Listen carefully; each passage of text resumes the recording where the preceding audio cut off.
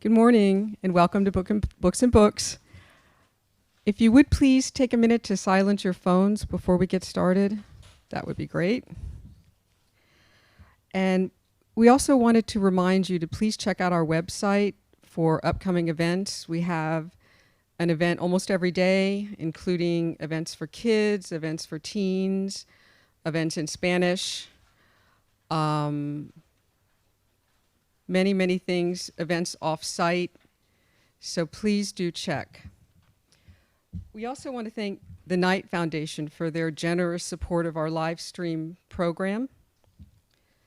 Today, we are pleased to have Eila, Mell, and David Zyla and their new book, How to Win at Shopping. Written by two fashion experts with deep experience in fashion, shopping, and styling, How to Win at Shopping is perfect for the woman who loves to shop. There is priceless information on every page, and perfect for the woman who hates to shop. Here is a game plan to make it work. And for both, hundreds of ways to save money, time, and aggravation. Page after page is filled with knowledgeable insider tips, the hows and whys of shopping smart, plus tips for shopping online, in thrift stores, and around the holidays. David Zyla is an Emmy award-winning stylist who's worked in film, television, commercials, and on Broadway, and has collaborated with Hillary Clinton, Tom Hanks, Susan Lucci, Neil Patrick Harris, and other celebrities. Eila Mell, co-author with Heidi Klum of Project Runway, the show that changed fashion, writes and consults on fashion for the New York Times, Marie Claire, the Huffington Post, and Elle Canada. Please help me welcome them.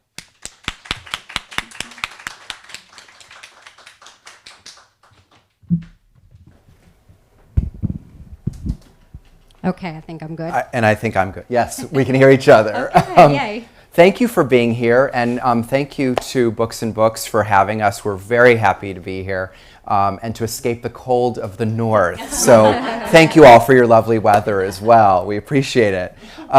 So we're going to talk about our book, How to Win at Shopping. We're very excited to share it with you. And we encourage you to join in. Feel free to talk back to us. And there's going to be a whole section for questions. We can't go shopping with you today, but we can almost get to that point. So before we talk about some of the tips in the book, maybe we should just share with them a little bit about how it came to be and what our favorite tips are in the book, maybe? Okay, sure. I always love hearing yours, so yeah. Go ahead. All right, well, David and I got together and, we were thinking of ideas for a book, and we realized that a lot of people are intimidated to shop. So, it's that pretty woman syndrome when she goes into the boutique and the saleswoman's horrible to her. So we felt like we could really speak to that woman as well as the woman who loves to shop. So we thought that would be a great approach.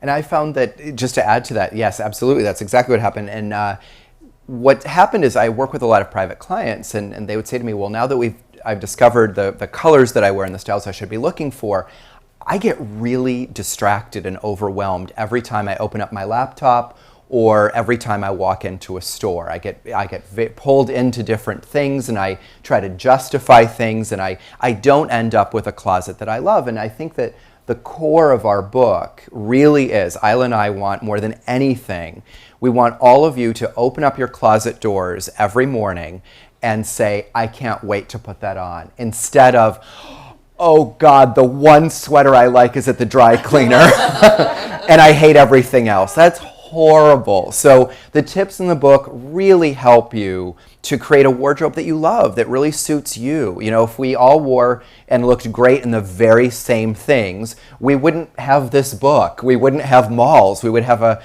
probably next door to Books and Books, we'd have a very large garage, and once a year we would all go in and get our box with our winter and our summer outfits and go home, and we'd all be dressed the same. And that would be so terrible. That would be terrible.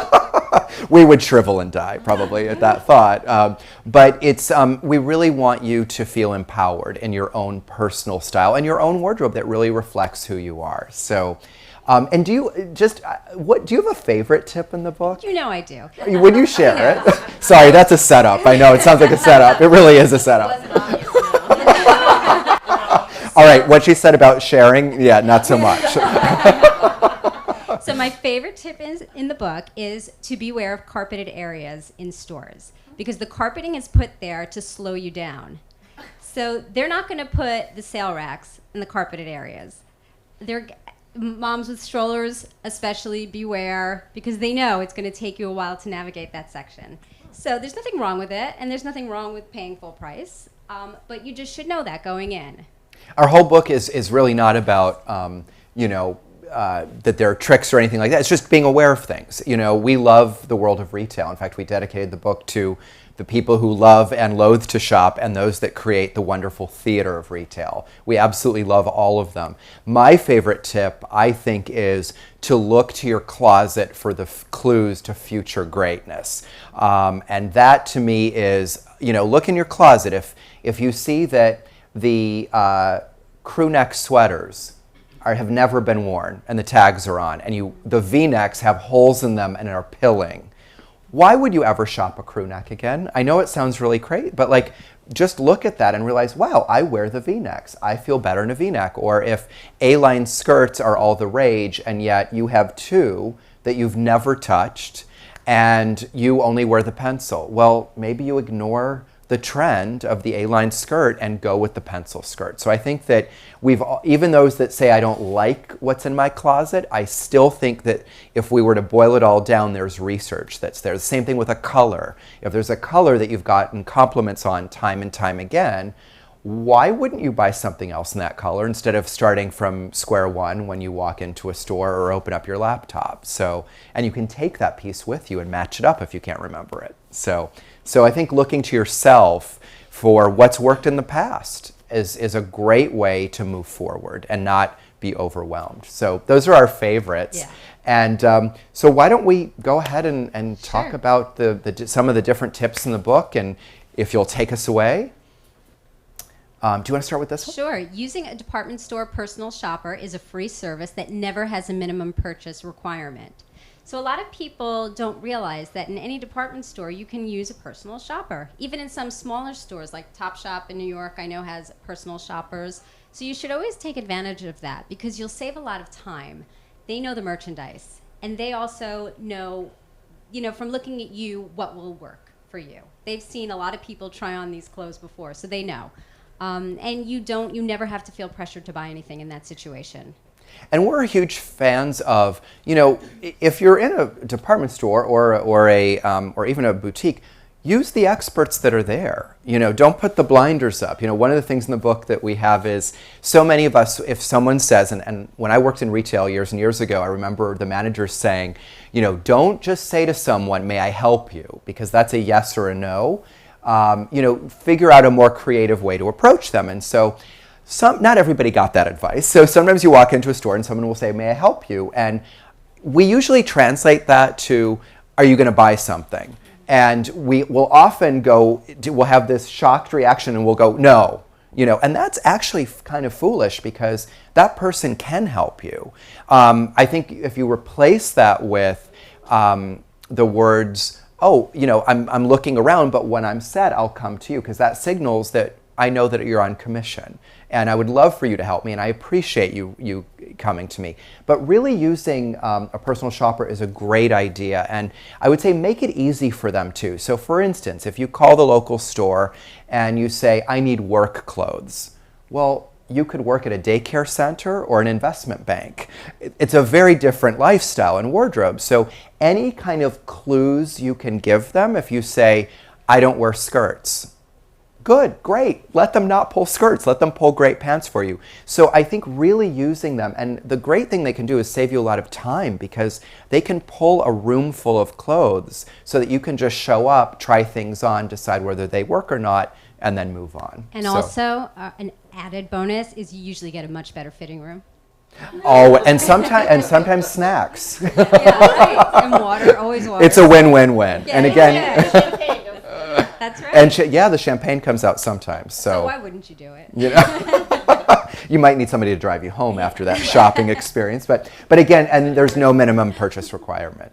So, Is that yeah. usually something that you call and set up ahead of time? Like an appointment? I suggest that. I think that that's a great idea. However, because you could also, if you have the time, do an in-person meet and greet with the people there, and they can kind of take a look at you, and you could maybe have a 15-minute conversation about, this is what I look for, this is my lifestyle, I don't like fabrics that aren't natural, whatever your parameters are, because again, why not have them fill a room with possibility as opposed to things that aren't going to work from the get-go. But also Monday through Friday, it's much easier to walk in without an appointment. Yeah. On the weekends, you won't. Yeah, be able it's to. a little rough. I should probably share this. When I shop with clients, I prefer not to shop on the weekend. It's just too overwhelmed, Yeah, that's a and tip people in the get book. unfocused and so on. So if you can ever carve time out. Another tip in the book that we love is, shopping earlier in the morning when the store opens is always a great time. The sales associates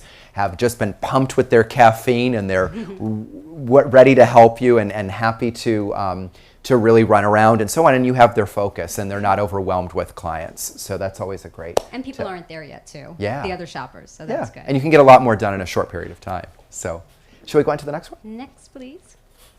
When shopping online, always narrow your search by entering your size and budget information.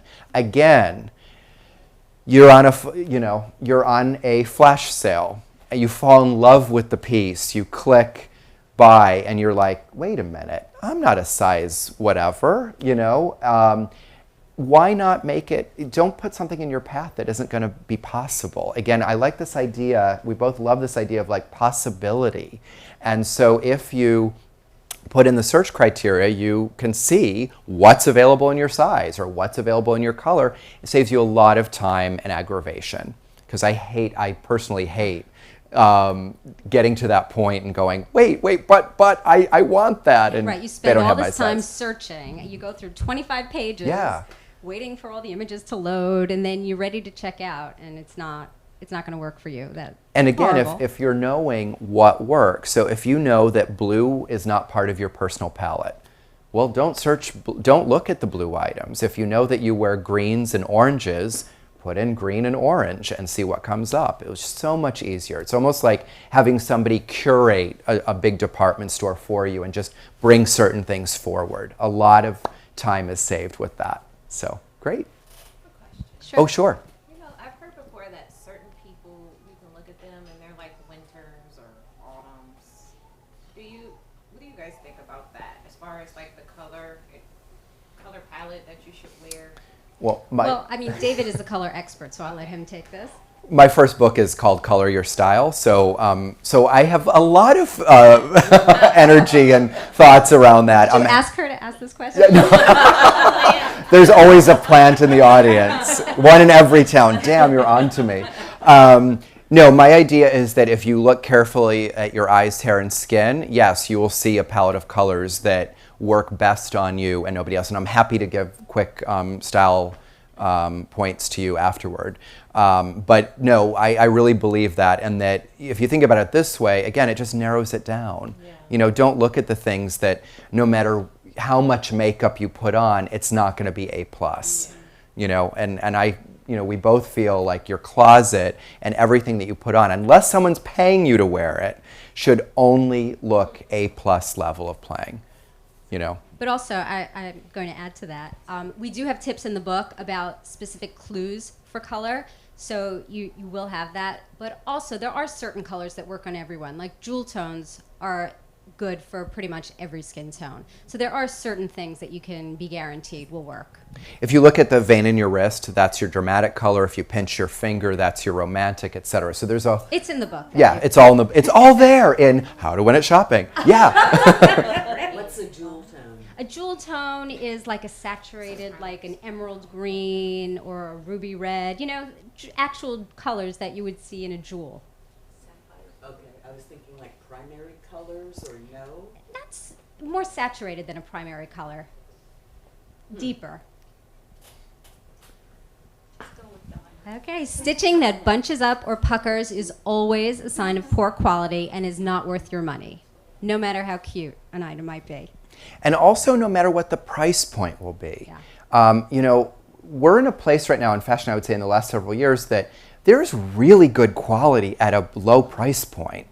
So there's also really bad quality at a low price point. And guess what? There's also good and bad at the high price point. Just Sadly. because something is cashmere or silk doesn't mean, you know, yeah, maybe the manufacturer paid the money spent their money on the fabric, but then they kind of skimped on which factory did it. And so the quality might not be there. So, you know, bottom line, you want something that looks just kind of clean. You know, when it's bunched, it's like it should be ruched or gathered, you Right, know, it should be on not purpose. poorly sewn. Yeah. It shouldn't look like an accident. I mean, if you notice an imperfection, everyone else will notice it too. So you don't, even if it's on sale for $1, you don't want it. And it's not going to go away, and you're not, you know, you might try to justify it, but you're not going to pull it out of your closet. And we want you to have a working closet as opposed to a clothing museum.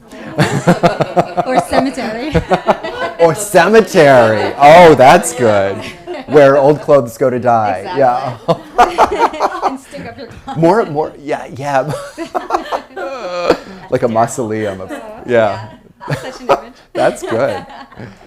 Never buy, on that note, never buy underwear that is too small. Too tight panties will be uncomfortable, distracting. We're all too busy to have to adjust your underwear throughout the day, and it creates bulges beneath your clothes. It seems so obvious, but we see this over and over. Please don't do this.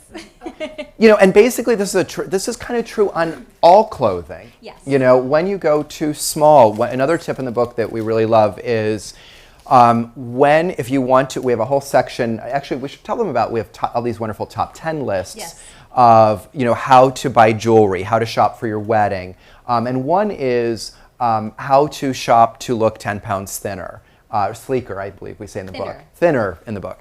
And in that section, one of the things we say is that, you know, going sometimes a size larger is a good idea because everything's just smooth. The minute things start to pucker on the body, we're creating horizontals. And so anything that's too tight is going to do that. A lot of, I've read information out there that says, you know, go down a size and you'll look, you know, sleeker. And it's like, no, it won't. It's just going to look too small. Yeah, anything that you see a roll of skin underneath, that's going to look terrible. That you don't want that. So if you go up a size, everything's going to just be encased in your clothing and not popping out. And sometimes by going up, you will discover, oh, you know, the ribs are a little loose. Well, another tip in our book is about tailoring. You know, we feel that how many of us have worked as a fit model? You know, and even if you did work as a fit model, you worked for one designer. And so you were their ideal body type. So the clothes were based off of you for that line. Well, every designer and every brand has a different fit model, and the fit's going to be different. So the idea is that most things are not going to fit you perfectly off a rack. So sometimes just investing a little bit, like shortening a sleeve or a hem, is a really great idea. So sometimes if you do go up a size, there might be a little alteration involved, but in the end, it's definitely worth it. Yeah. I have a question for you. For women, to get rid of the panty lines, other than thong, is there any other solution? Yes, you can wear boy shorts. They still show. Well, you have to make sure you get the seamless underwear. Those are really great. Barely there, makes a line. Also, you know, shapewear is really great for that. It'll just smooth you and you won't see anything. See, what I'm saying is that in those kinds of shapewear, basically it's like I feel like I'm a sausage cased in a underwear. Well, you can go up a size in shapewear too. You don't have to get a shapewear to suck you in. You can get a larger size shapewear that'll just smooth you and you won't feel that way. And with boy shorts, is it possible to have cotton and not have panty lines? No. I wouldn't personally. I mean, is it possible? It could be, but I wouldn't recommend that. Should we go for it? Okay, never buy a bra that is too small or you'll look like you have 4 boobs. We cannot stress enough how unflattering this can be. All right, we're all ladies here except for Dave. But he understands. Come on, we all, okay, and you, sorry. But ladies, come on, we know about the 4 boobs, right? Yeah. Nobody wants that. Yeah. 2 is better than 4. Yeah. That's the rule. Less is more in this situation, for sure. But yeah, again, getting a bra that fits correctly is so important. I know you've heard this a million times, but not only avoiding this 4-boob tip, but you'll also look thinner if your boobs are lifted in the right place. You know, you want as much space between the bottom of the bust and the waist as possible in order to look your best, your sleekest. So your undergarments are much more important than you may realize. And also in the book, we also talk about, just on that same subject, a lot of women are wearing the same bra size that they wore the first time they put a bra on. And, you know, we do really advocate for going and having a proper fitting. Again, go to the expert, and in department stores, in the lingerie department, there will be someone that can fit you. It's really worth it. Again, this is a free service. It takes 2 minutes. Even Victoria's Secret can do it. What brands do you recommend? The top notch brand? Well, you know, it depends on your body type. You know, For petite. For petite. Petites can wear anything, really. Petite with large breasts. Chantel. That's what I would go with, That's yes. the French one? Mm-hmm. But Bally is great too. I mean, they have great. I would stay away from minimizers. I don't think that they are as effective as a well-fitting regular bra. But yeah, Chantel is a really good brand. Yes. Trouser jeans will always work on all body types. The idea of something that is more of a moderate fit is kind of going to be universal. It's not extreme, right? And trouser jeans are great. First of all, they're huge right now. So this, you know, I always say don't jump on trends just because they're trends, but this is a trend that's current that will work for people. So this is one that you can jump on. A little bit of a flare will balance out anything going on the top that you may want to hide. It's great. It also takes your eye down, so it makes it a longer line. Now, the one thing you want to do is make sure that the jeans are not too short. You want to make sure they cover at least 3/4 of your heel. If they go all the way down to the ground, even better. You'll look taller and leaner that way. While we're talking about jeans, I designed a lot of TV shows, and the last thing I did was Devious Maids on Lifetime, and we had a character on that show, and we decided that she was going to wear jeans in every episode. Like, she was going to have a whole closet of different jeans. We took 30 pairs into her first fitting and emerged with 2. We had a few that were okay, but to have the really great ones, we needed that many. And so we just want you to know that, you know, you could walk into a store and you might really, really, really like the brand, and you buy their t-shirts all the time, and you put the jeans on and they're okay. We're thinking, why not dig a little deeper? Yeah, that's why not good go enough. further? And you're gonna Yeah. have How do to. you know between okay and great? You'll Especially when know. you're not You'll used to, like, feel. going that far, right? You'll feel different in them. You know, when something fits, it's like, okay, it fits, I'll take it. But when you put something on and it just looks good, you feel different. You feel great. You don't want to take it off. That's how you know. If you're going for a fitted jean, I would say, to me, the biggest thing that I notice when things are just okay, it's having that extra space under the rear end.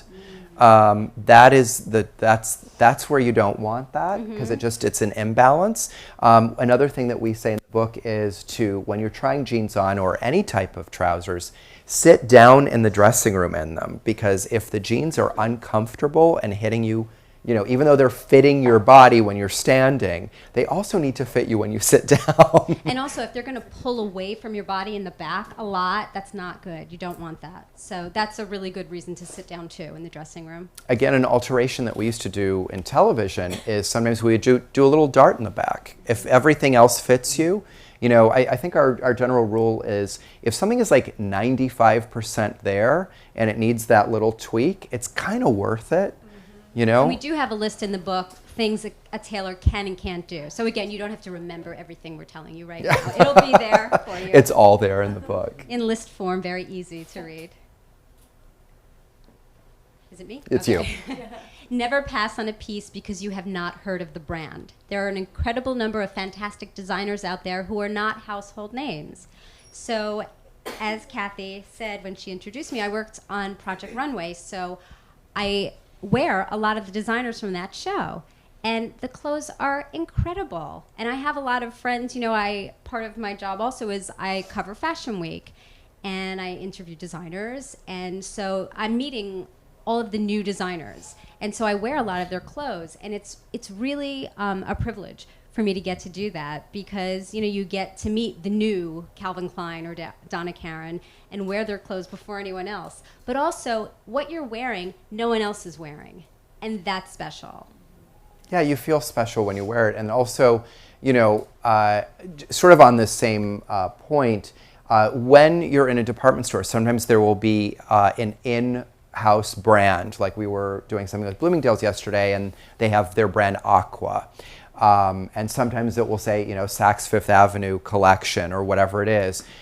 We also will say that if something is that sort of, not a designer brand, sometimes they're made in the exact same factory. Same fabric, same everything. Everything except tag. And the price point is lower, probably. Right, So yes. that's a wonderful way to find things that work. Again, unless someone is paying you to wear it, don't wear something that's not great. And think about clothing as a raw material to showcase you. It's unless you're wearing the designer's name across here because they're paying you an endorsement. Yeah, your body is not a billboard. So it really should be like if it works for you, it works for you. And most of us shop from very different places. Very few of us say, okay, yeah, that mannequin there, I'll take that outfit, head to toe with the earrings and the shoes. Usually Nor it's should you. You pieces. want to be individual. Yeah, and wear it your own way. And, just something you should all know, the richest women in the world are wearing, H&M along with their Gucci and Chanel. So, everybody is doing it. And it's more interesting, much more, and more fun. Shoes with soles that are sewn on rather than glued on are always better quality. We have a lot of tips on shoes in the book, and a lot of, I think we're very shoe and undergarment heavy and Yes. jean heavy in the Yeah. book, which these is are really important great. things in They're life. really important. But another thing with shoes, shop for them in the afternoon. Your feet swell. If you shop in the morning, not an accurate fit. Yeah. Wait until the afternoon. We also love when you, if you're buying something, well, let's say you're summering somewhere else. From here, if you have to be in a place where there's rain, buy the weatherproofing spray in the store and don't put the shoes or boots in your closet until they've been weatherproofed. Because what happens is you'll wear them, and on that one day there will be rain, and you'll be really, really upset that you'll have water spots. That's another tip in our book. We don't like things that are in the closet that aren't a possibility for you to wear. So that prom dress that you still have, put it in a box in a closet if you want to hold on to it. But it shouldn't be right in the middle of your closet as you're getting dressed every day. Everything there should really be a possibility for an outfit that makes you feel great. Yeah, I know someone who's she's 40-something, and she still has her Girl Scout uniform hanging in her closet because she might wear it for Halloween one time. She might. Well, Fabrics that are textured or shiny will always make you appear larger. Use them strategically to your advantage. Okay, so this is simple. Shine reflects light. So if you have a problem area, you do not want sparkles, spangles, sequins, or any kind of shine in that area. You want, let's say you want to conceal, I don't know, big boobs, right? So you're going to wear maybe a dark, simple top, and then your skirt can be all blinged out. That's the way you want to do it. That's where you want to put your shine. You don't want to put it anywhere where you might not want people looking. And vice versa, if it's the other way around on the body Right, too. if you want to accentuate something, then by all means, if you have a tiny waist, go all out, get a big sparkly belt. That would be great. We like sparkle. Our eye goes to it. We're all magpies at heart.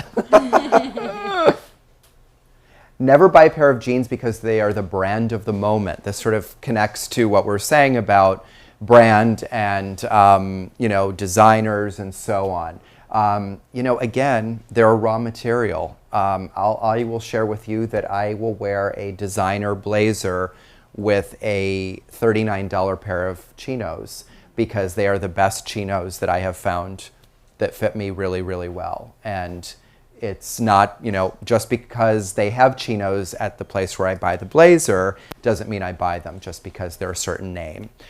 So we love what the work that so many of these great brands are doing, but at the same time, you don't need to be loyal, I guess. Right, and not everybody can do it. Yeah, and you exactly. shouldn't feel bad if you can't. And also, just something that's really important to know is the better a garment fits, the more expensive it's going to look. So you could have $1,000 pair of pants, and if they don't fit you right, they're not going to look like you paid $20 for them. Absolutely. Did you have a question? Yeah, the fabric. Even if I like something, the fabric just looks so cheap that I feel like I'm thinking of a bag that I love. It's a $30 bag. It looks fabulous, but it looks cheap. Well, if that's your first impulse, don't buy it. But buy something similar Yeah. that you think looks more expensive or just better quality. As you were saying, there's good quality at lower price points now, so you don't have to settle for something that is cheap that looks it. You can buy something that's inexpensive and that looks really good. But you're right, if your first impulse is, well, yeah, the color's great and it's cute, but it comes off as something that I don't feel really reflects me, that I want to carry, then I would say move on to the next thing. Don't clutter your closet with these things that you're not going to use. But take a picture of it, and when you go shopping, when they say, can we help you? Yeah, do you have anything similar to this look? That's what I would do. I would ask. Again, go back to the wonderful people in the stores and help them help you. So, yeah. This kind of ties into my question. Must one go to a department store, or are there good clothes to be had in like Ross and Marshalls and that sort of place? We What's your feeling on that? We have a lot of information on the book on outlets, department stores, flash sales, sample sales, consignment, thrift stores. Our feeling is that it's all possibility for you. You do not have to go to a department store to get good quality. You can get it anywhere. And especially, stores like that are fantastic if you know what you're looking for, because they're not really merchandised by color so much. So you can't say, okay, the black and white section, I know I look great in black and white, and you migrate over to it. In a place like that, it is more all pushed together. So that if you know I'm looking for long dresses, why are you looking at the short dress rack? If you know that purple and pink are really your best, why are you at the rack that has the orange and the brown? So you can really zero in.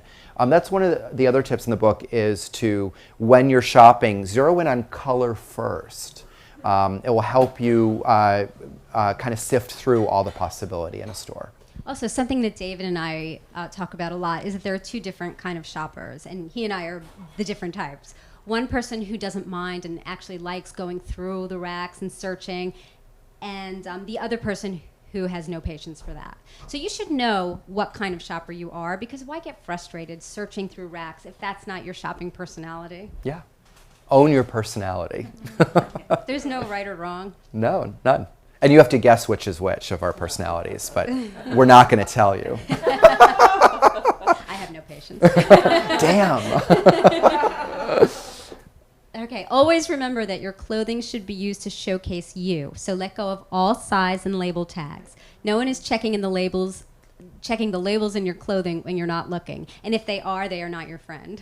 Yeah.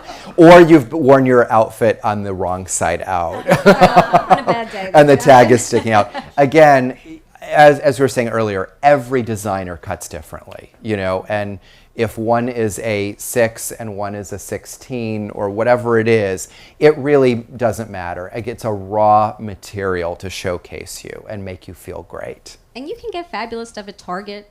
So, don't worry about, the price. Or really, it's so nothing to worry about. Nobody cares about that kind of thing anymore. Everything is different. We've also discovered that designers will often design for their own body type. Female designers, if they're doing women's clothing, will design with their aesthetic in mind. So there's, we all know the brand Alice and Olivia.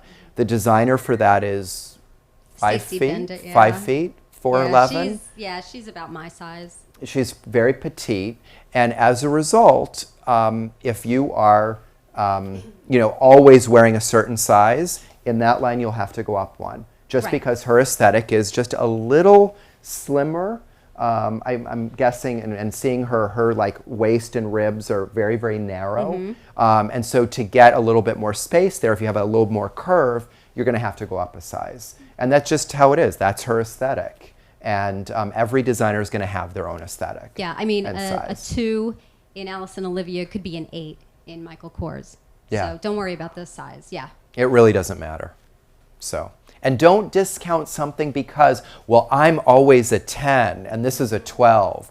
I think that is the most foolish thing because it's like you're going to give up a great dress that looks amazing on you that 3 people have passed and said, wow, you look so beautiful just because of that? If you don't like it, cut the tag out. Yeah. You'll forget. Yeah. And also, you know, another reality is that women's weight fluctuates during the month. So, you know, sometimes something will fit you better than others. So that's also something to keep in mind.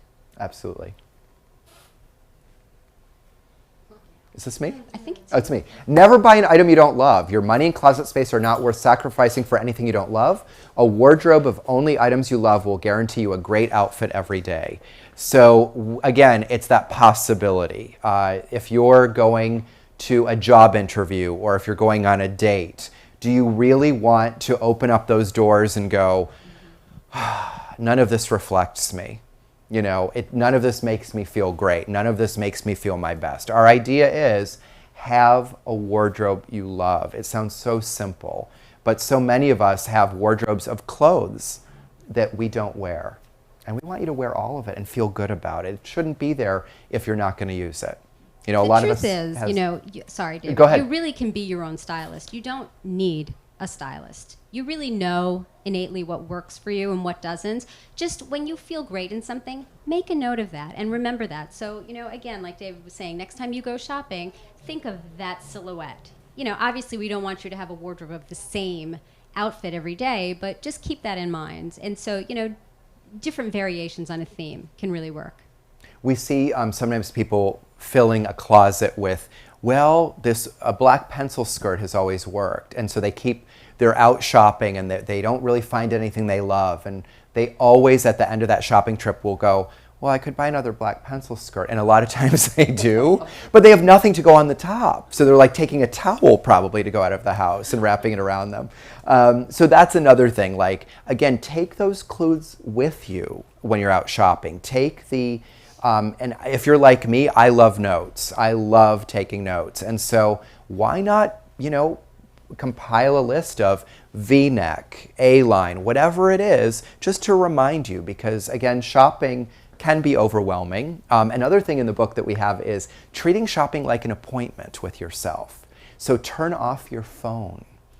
And another thing with parking in malls, we have a lot of tips on that, but if you're like me, I always write down where I've parked if I'm in a parking structure because I shop every single day. And sometimes in a week, I'll be at the same place twice or 3 times. So, you know, A6 green can look a lot like B14 purple. And I'm like, wait, where'd my car? Someone stole my car. And no, that was last Tuesday, you know. And so that's a good thing too. You know, a little list as you go shopping. Know what you're looking for. You know, inspiration is not going to jump off a hanger onto your body, fit perfectly. You're going to wear it 2 days later, and everyone's going to say, oh, you look amazing, without knowing what you're looking for. So don't shop blindfolded. Always remember that celebrities on the red carpet are wearing shapewear, and you can too.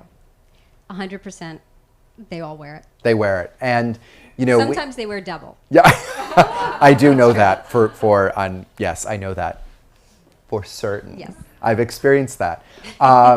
Another thing on shapewear, we have a lot of tips on this in the book, and one of my favorite ones is that, you know, realizing that, you know, shapewear doesn't necessarily take things away. It just kind of pushes it in different directions. So if you think about a balloon with a rubber band around it, it's kind of going to go up or down. So just because something says low rise or high rise, every body is different. So shapewear is one of those things that, you know, it's a little trial and error, and it's you trying it on and looking at your body in a mirror saying, okay, where's this pushing what? Because you don't want to all of a sudden, say, oh, look at my waist and hips are slimmer, and then all of a sudden you have an extra little friend like under your bust. Yeah, so. that'll happen. The skinniest of women, if you put just the bottoms on, it's gonna create a roll where you don't normally have one. So, I mean, my favorite shapewear, the only shapewear that I'll even wear, is the bodysuit, because it really does keep everything in. And so anyway, in conclusion, our book is How to Win at Shopping. Another thing, we should probably touch upon the lists a little bit. Yeah, and we also have sections in the book. We could talk about that as well. So we have about 15 lists in the book of, as I touched upon earlier, how to shop for your wedding. A favorite tip of mine there is look at the white of your eye for the white that you should wear. We have another tip on how to shop for glasses. Right, Makeup, pattern and print. Pregnancy. Yeah, one of my favorites from the shopping for your pregnancy is about treating yourself to accessories. Because they don't change size. and that's also, we have a whole section on splurging, and I think that when you are pregnant, that splurging on like a great bag or accessory, that's the time to do it. Yeah. It's a great time. So do we want to open for questions? Yeah. Great. I mean, we've been taking questions. Yeah, but but we're happy to do more. We love to talk. Yeah. Your tip that you should only buy something that you love. I may love a skirt, but to put it together, I was just looking at a picture that I took. Same skirt, two different tops. Looks completely different. Mm-hmm. So how the heck do you know whether you love it? Because you might be putting it on with a skirt, with a piece that it doesn't work with. Well, the advice I would give is if you absolutely love something and say, this is me, that's actually a great catchphrase to say, this is totally me. And if 5 of my friends saw this piece in a window, they would say, that's totally her. I would get it and then figure out the rest. And you said that sometimes you've worn it with something that you didn't love. A great thing to do is if you have that one piece, or anytime you shop something new, I like trying it on with stuff in your closet. Try it with the unexpected. If you're like, I don't know if that would work with a button front shirt, try it. Just try it. And in the store, I think it's always a good idea to bring in a lot of different, if you're trying on skirts, right? So, because skirts are tricky. It can be hard to find the right thing, especially if your boobs are a little bigger. Sometimes it's not easy to pair with a skirt because you have to worry about where the waist is hitting and how, if you're going to tuck in or not tuck in. So I get that.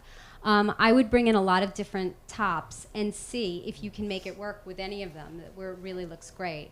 A lot of times dresses are just easier because, it's one piece. It's a instant head to toe look. Exactly. And the fit is always going to be a little better with a dress. Yeah, but the problem with dresses that I feel is that although I look symmetrical, my top is heavier than the bottom. So the dresses, usually you presume that you have a certain body type that is symmetrical. So then I have to worry about looking, either tailoring or it's a problem. Right. Tailoring is probably going to be your best friend in that situation. And fabrics with clothes made out of fabrics with some stretch, probably. Yeah. Because it will stretch a little more in some areas and not in others. So that's probably another really good tip, as opposed to just a wool crepe or something, which is more problematic. When you had the trouser, the jean trouser on there, you both talked about the fact that here's a trend that is good for everyone now. And that got me thinking that there are trends that look good on your body, but then the trend falls away, but it still looks good on you. So when do you know when to not wear a trend? Even If something looks good on you, you wear it anytime you want to wear it. You only worry about a trend if it works for you. So that's the time you should get on the trend bandwagon. But, the people with the best style don't care about trends. Okay. And maybe not even thinking about it as a trend is more helpful in a way. That like, oh, this works on me.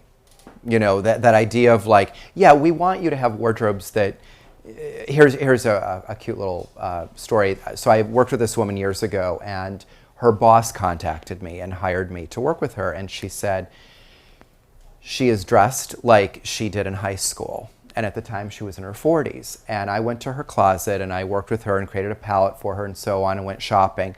And sure enough, she was stuck in 1980 whatever. and completely. The hair, the makeup, everything. And it actually taught me a lot about, we could say, well, if it worked on her, keep going with it. But what she didn't do was the principles of some of those clothes and the more dramatic makeup were totally right for her. It's just that she didn't evolve at all. And as we get older, I think our style evolves. I think our personalities, I think we become more of who we are. So in a way, she looked like she was wearing very juvenile type clothes that were quote unquote out of style. But I think the principles were still there. So for instance, like she had some shorter skirts, which really the shape looked great on her.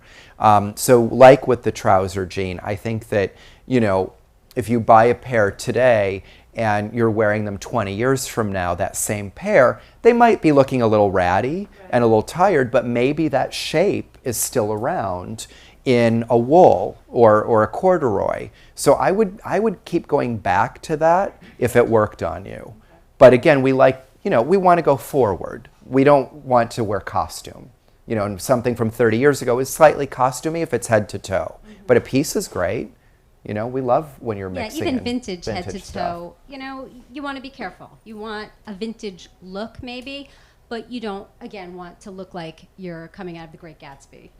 Yeah, a twist on it is kind of lovely, to just make it you again. So, other questions? No? Yeah, sure. For the pencil skirts, I feel that no matter what you do, when I walk in a pencil skirt, it seems to either bunch up or move up. So my half-time job is to either lift it down or to turn it straight. What is the solution for that? Or just, is this the problem that I have to The favorite pencil that you're wearing, is there a slit in the back? Yeah. Okay. How high is the slit? I have different lengths of pencil skirts. The one that works the best is looser on the waist. Mhm. It is mid-shin. The one that's always shifting is a little bit above the knee, maybe 2 inches above the knee. I wonder if you look at the slits in the back, if it's a little bit higher slit, it's going to be better because it's going to fall. Whereas a shorter one is going to just kind of bunch and catch on the hip more. That's something that works. And again, it depends on the fabric. Some fabrics that are more body conscious are just going to grip and stay there. Others are going to move around. Too, right? The Yeah. shorter, the more it's going to move around. Yeah, wouldn't you say? absolutely. Yeah. Because you have more weight on the other, If you think Right. about sometimes gowns, in fact, one of our tips in the book is looking for quality in a thrift store or consignment shop, and dress weights are always a good sign of quality. And so, if you think about it, it's almost like there's a little more weight.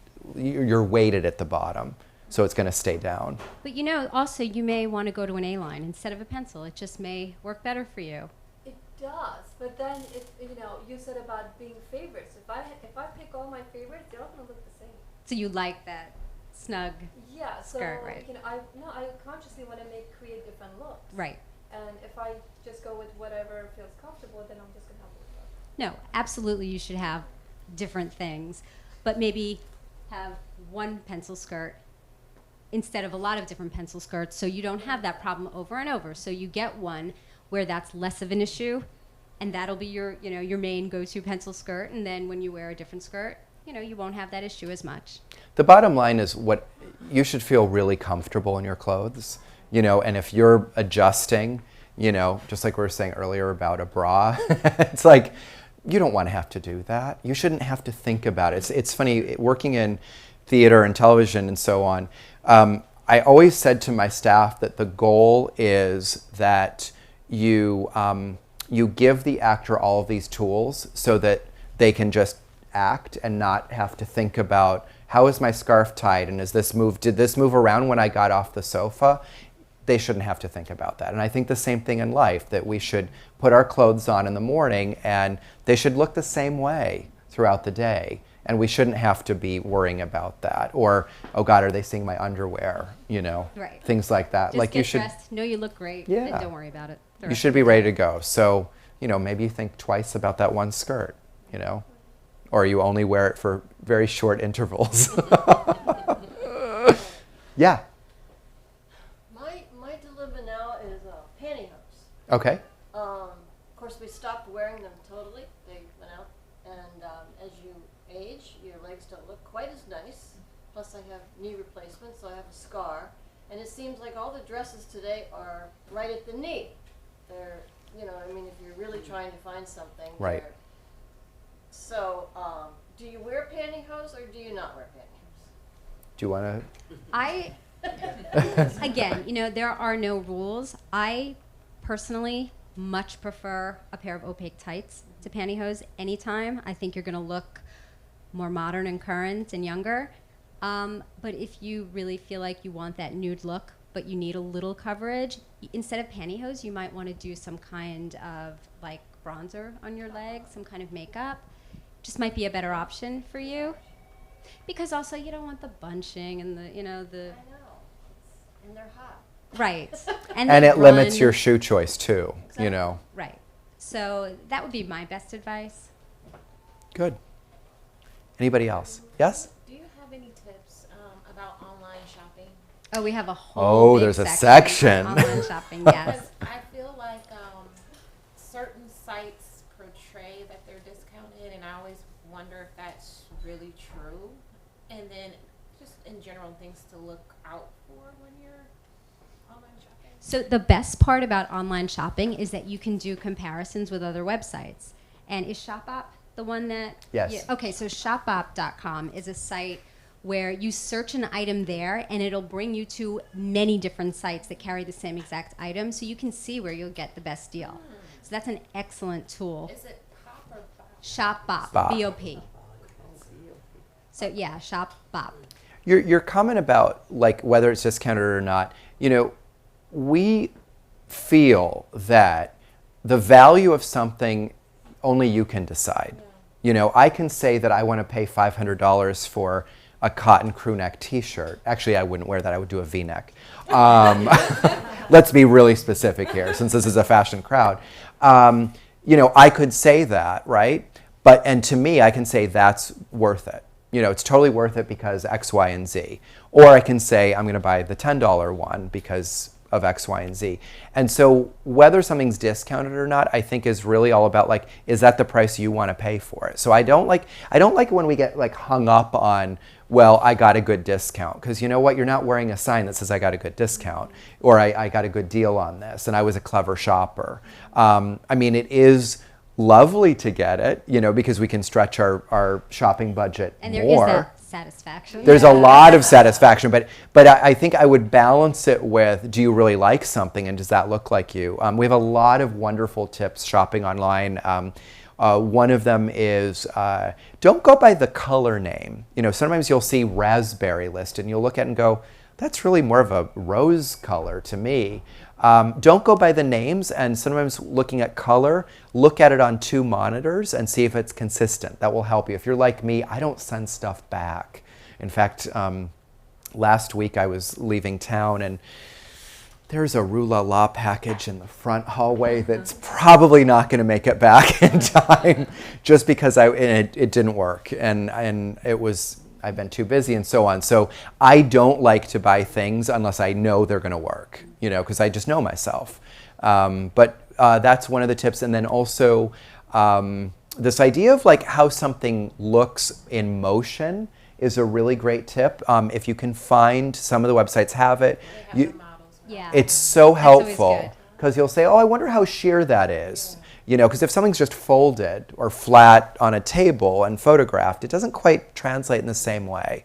So that's always how, or if you say, oh, I look better in flowier fabrics, you'll look at it and say, oh, wow, that's kind of stiff. Yeah, that's not me. Like, it will just help you. And I also would say, just like in store, use the help that you have. Like when Bob pops up in the box and says, can I help you? Let Bob help you if you need help. I think the online experience in a very short period of time has come a tremendous way. And I think the service you can get is everything but touching it. Yeah. And you can ask very specific questions. I know I shop sometimes Moda Operandi. That's a great site for getting stuff right off the runway. But you know, I'm 5'1", so it's not going to look the same on me that it is on a 5'9" model. So I'll say, you know, these are, you know, I'm 5'1". Where is this skirt going to hit me? And I always get really, really reliable information, and I've never had to return anything. So, That's great. be as specific as you can in your questions, and you'll do really well. Other questions? Yeah. And last one. Do you have any sort of top, I don't know, 3, 4 items you think every woman should have? A particular item of clothing that works across the board? An A-line dress or skirt will work on all body types. A Again, Sorry, the trouser jeans. Yeah. Okay, you take the next. A shoe in your metallic. If you wear gold jewelry, get a gold shoe. It will go with everything because it goes with your jewelry. It goes with you. I also would say be open to the fact of not everybody wears just gold or silver. Some of us are great in bronze. Some are rose gold. But do a metallic shoe. I also would say that a handbag in the very darkest color found in your hair, that's a very simple classic design, is also a really good investment. Because again, it's going to go with you, so it goes with everything in your wardrobe. So, well, we thank you so much, and we're happy to sign books and so on. So thank you.